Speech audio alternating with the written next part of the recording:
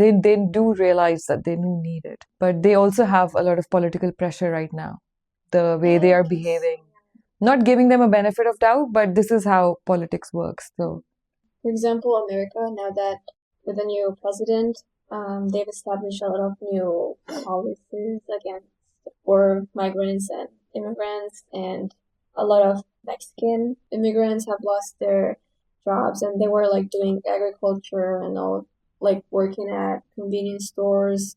And now that they've sent them back to Mexico, the that has impacted a lot the economy. And I've seen recently that they've lost quite a lot of money because of that. Like we're talking about millions and millions of dollars, and I just hope they're gonna kind of like realize how bad that is. but also it was the same with England after Brexit.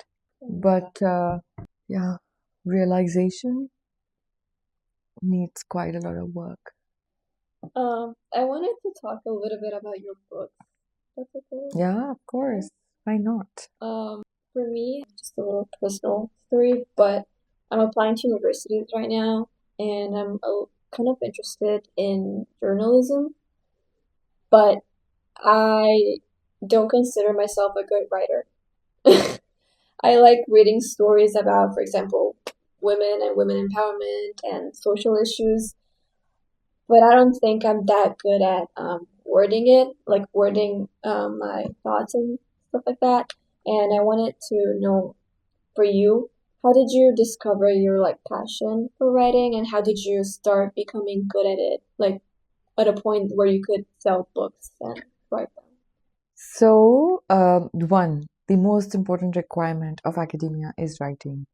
But I do agree that I have been passionate about writing, but I was also not always a good writer. So, it comes with practice. We are not born as good writer. We can be born with the passion, or maybe as you grow older. I mean, I don't know if you can be born with passion. As you grow older, there are circumstances around you that inspire you to be something, and that passion keeps growing. But then you have to invest in your passion to be good at it. So I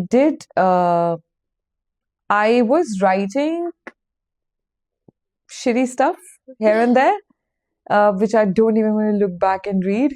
But at that time, I did think that it was nice, but it was not nice at all. So, of course, I knew that it was not nice, but it did. I liked the emotions behind it. So I think, but you may have a sense of emotions in your writing, but you may not be able to word it nicely. But that wording comes with practice. Okay. Yeah, so it's not, you don't like, yeah, I don't know, maybe the big writers did feel, but with me, it's not like, it's like a step-by-step thing.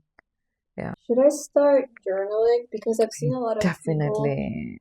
that have advice that, oh, if you want to improve your writing skills, you should start writing your everyday in your life. So for a very long time, what I used to do was that,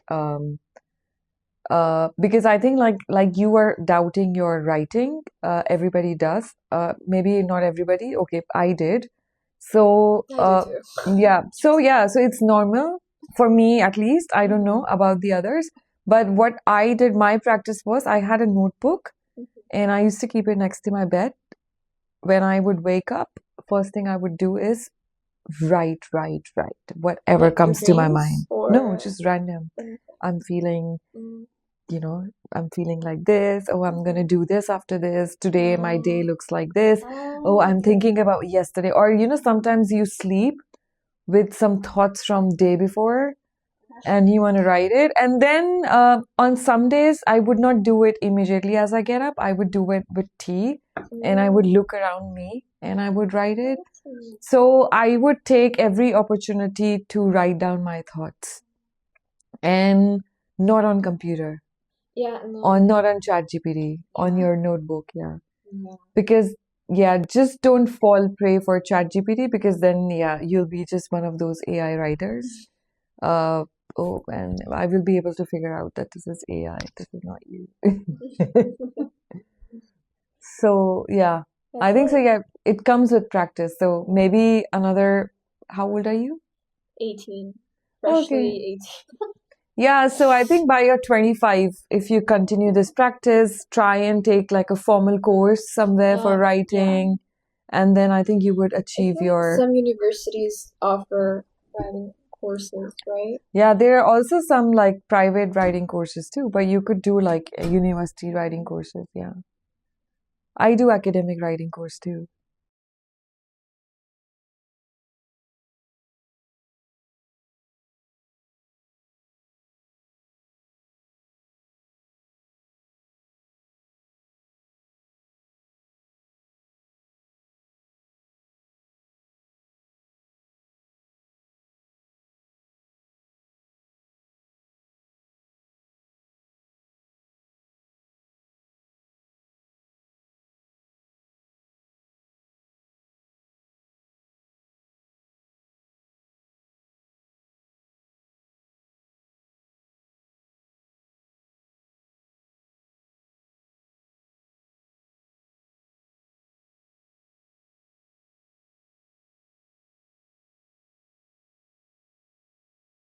Okay. So you've taken writing courses and you started journaling to improve your writing skills? Yeah. Yeah. And I did, yeah, quite a lot of self-writing.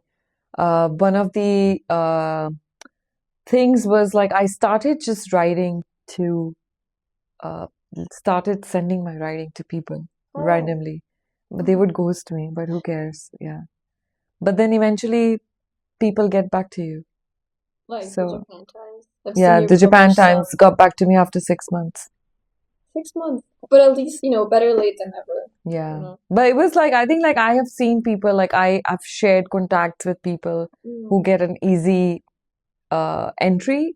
But for me, it was not like that. Right. I did not start with any contact. I did like the formal way where I just found their email, send them a formal letter that I would write to like to publish. And for 6 months, I did not hear back. And I had almost given up that they would even get back to me. And I was working on something else because that is one of the things you should train yourself as writer that once you've sent, I shouldn't you, have high expectations. you just move on. But if you really want to get that published, then you send it somewhere else and tell them that you have sent it somewhere else and you wouldn't be uh, publishing it with them. Oh. But in my case, I was wanting to wait. I'm glad I did.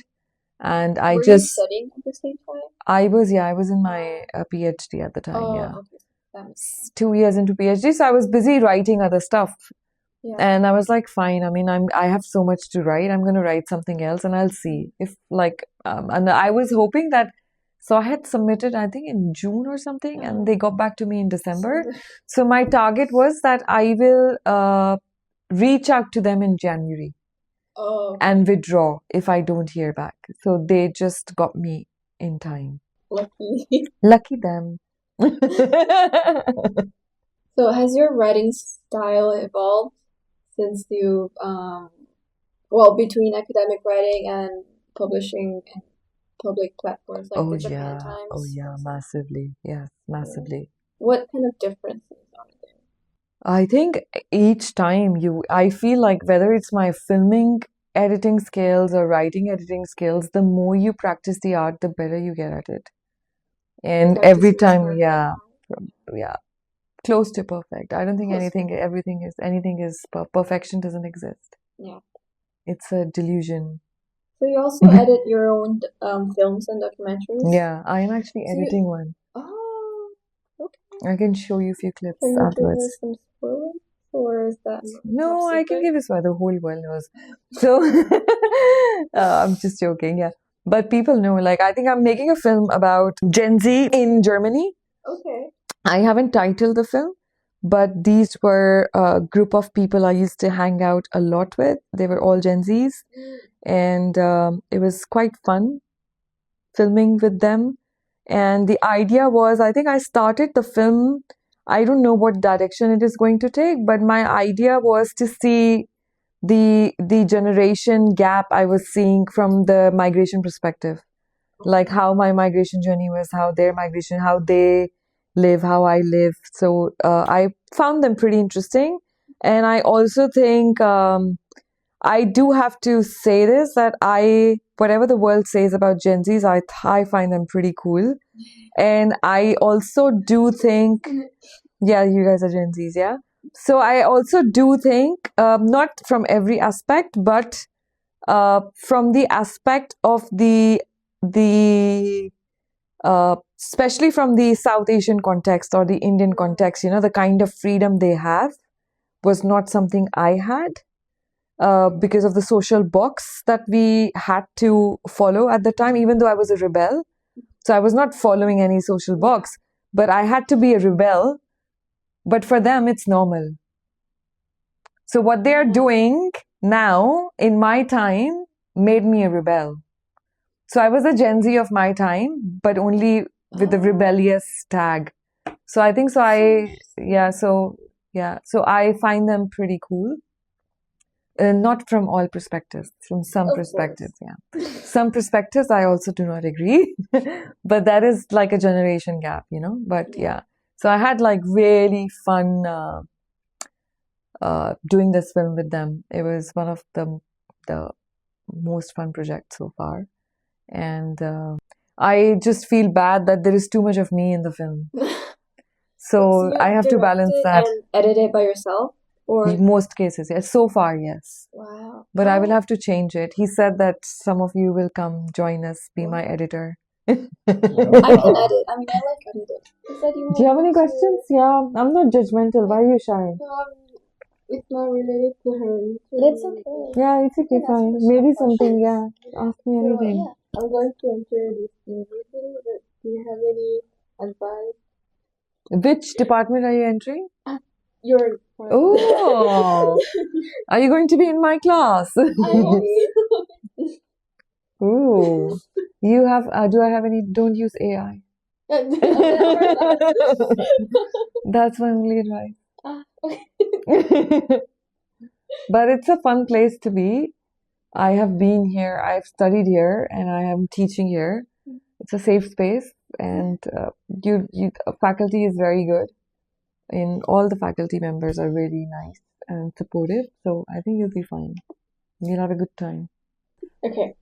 So, what do you like the most about your job? Is there anything that, I don't know, like, I am doing this and I would like to keep on doing this forever, or is there anything that you would like to change about your job? I think I like most of the things that I do on my job. I love filming and editing my films is the best part. If I didn't have to do anything, I could spend a lot of time doing that. But I also like writing. So I cannot say that I don't want to write and I just want to make films. So when I'm filming, I'm thinking of writing. When I'm writing, I'm thinking of filming.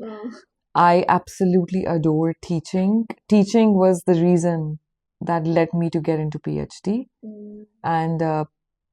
and then I started enjoying research as well. And I love doing field work. I love talking to people, interviewing them, being on the field, spending my time with camera and people. So I think other than I am not so fond of admin work, which is what academic people complain. But I do think sometimes admin work is good for my brain because it gives me break where I am not thinking and I'm just, doing stuff functionally. So sometimes it's good. What I don't want to do, I don't know. I don't want to, but I don't know. I think I like most of the things. It's just that it's not just my problem. A lot of us just commit to so many things. Too many things at the same time. Too many things at the same time in academia. Like, we want to go to this conference, we want to go to that conference. There's not enough time to do all of Yeah, I want to do this project, I want to do that project. So, yeah. So I'm struggling to. keep up, maybe? No, I am struggling to reduce and not have too much on my plate so that I can enjoy whatever I do. But yeah, but I don't think there is any aspect of my job that I don't like. Yeah. And I'm not exaggerating. Like I do sometimes think that I'm so tired. Why am I doing this? But so far, I don't think that I want to quit or anything, Like I just feel like I need to figure the structure out so that, but I don't know, like a lot of academics are struggling with it. So I keep asking and joking with my colleagues, have you cracked it yet? So, How long have you been doing this for? this particular job is since this year, but the Oh. similar nature of jobs I've been doing for like, this story begins as soon as you finish PhD. Like I was quite busy in my postdoc. And I've always been teaching. Like even since 2016, which was my last year of PhD, I was taking like 4 classes. So I have been, I wouldn't say that teaching just came to my life now. Teaching has always been part of my life, and I have managed research along with teaching. But I do think filmmaking has been the add-on. So yeah, and that does take a lot of your time. Editing, especially, right? Editing does, yeah. Yeah. I do need to learn to delegate my editing to other people, but the thing is, like, as a director, I want to create a story before I actually delegate it to people. So So you've always been a very hardworking person. I don't know about that. It's okay. You've done so much stuff. That's very admirable. Yeah, maybe I don't know any other thing. I don't know anything other than working hard. But I feel like it's important to also take a break once in a while so you don't I go completely crazy. No, I do take a break. I mean, like, Oh, it's that's not like good. I do, it's not like I'm working. I take, my body tells me, or if I don't take a break, my body takes a break. Nah. So And either then way, I you're gonna have to, have to yeah. take a break. So I have to then take a break because Yeah. my body's given up. So, It's good that you do that at least, that you're listening to your body. I feel yeah, like I a lot of mean, people nowadays just ignore it. no, I do love my body, so I have to listen to I love it. that.